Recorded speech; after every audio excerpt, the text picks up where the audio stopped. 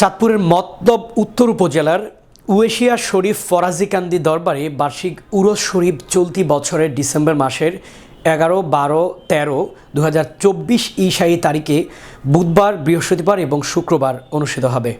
3 দিন ব্যাপী বার্ষিক উরস শরীফ সুষ্ঠু, সুন্দর ও শান্তিপূর্ণভাবে সম্পন্ন করার লক্ষ্যে দরবার শরীফের মসজিদে ফাতিমাতুজ জহরার বার্ষিক উরস শরীফ বাস্তবায়ন উপলক্ষে আলোচনা সভা অনুষ্ঠিত হয়েছে।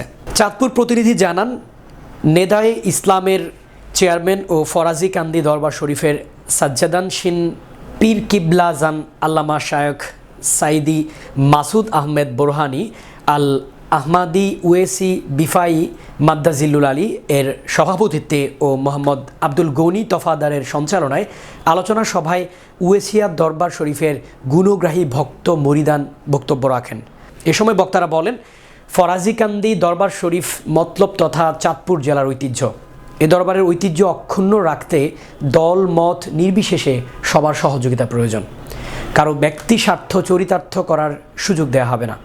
দলমত নির্বিশেষে সকলের পরামর্শক্রমে আগামী 11, 12 ও 13 ডিসেম্বর 2024 ঈশাই 3 দিন ব্যাপী বার্ষিক উরস শরীফ সম্পন্ন করার লক্ষ্যে সর্বস্তরের মুসলমানের সহযোগিতা চাই।